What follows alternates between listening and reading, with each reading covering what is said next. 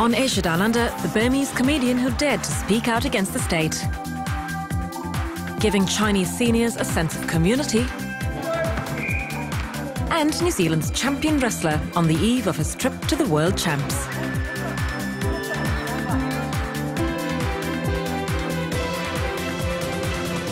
Kia ora and welcome to Asia Down Under. Today first we head off to the golf course to meet a young and dedicated golfer, Lydia Ko. Lydia, who trains for up to 40 hours a week and still manages to get her schooling done, has just scored a first, a New Zealand and Australian amateur title. Here's director Stephen Chu's story.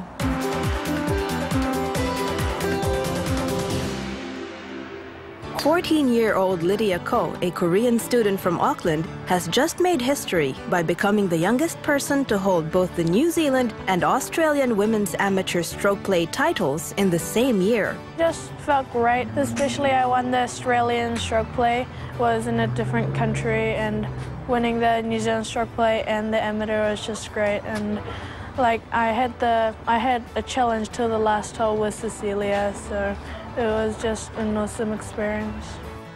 Cecilia Cho is Lydia's friend, but also an arch rival. Cecilia's been the New Zealand amateur champion for the last 2 years, but this year Lydia has turned the tables. It just gives me a challenge, and it's fun, and like meeting new people is always great, and I just get to tour around the world when I'm good enough. And while both girls might be young, beating older players has become routine. Age is not a big barrier. Skill overcomes age a lot of the time. You get down to, especially the women's game, it's all about accuracy. So the amount of hours that these girls put in, especially Cecilia and Lydia, accuracy is really easy for them. So that's why they are, that far ahead of the rest of the game. Lydia's always trained under coach Guy Wilson. She was just turned 6 probably. And coaching her ever since. So yeah, it's been a good relationship. I would see her every day. She'd come here after school. She'd be doing some practicing. I would check her technique and work on a couple of things, and then she'd just whip up to North Shore, which is just up the road, and then work on her game there. While good coaching has been part of Lydia's success, her exercise and practice program is tough. Probably 35 to 40 hours. I do stretching and exercises, some running or skipping in the morning, and then after school I come to iGolf or North Shore. There's some specific practice that I need, and at night I just come to iGolf again and then hit some balls, and when I think it's okay I just leave. My mum goes everywhere with me, so for me having somebody on my back is just great. But being away makes study difficult. My schoolwork, I just get,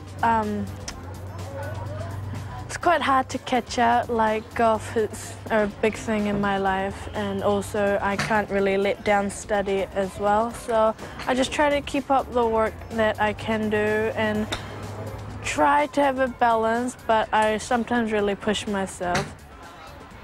With support from her school, she does keep up with her studies. We have a comprehensive scheme of work that we follow for each term and then each week for each term as well. And Lydia has a copy of what she needs to cover throughout the whole year.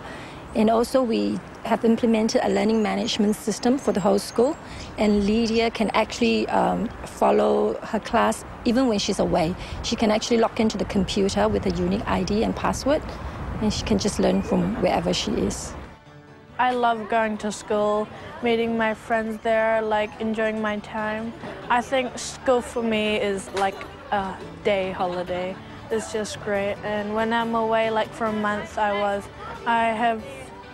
I just miss my mom and dad sometimes.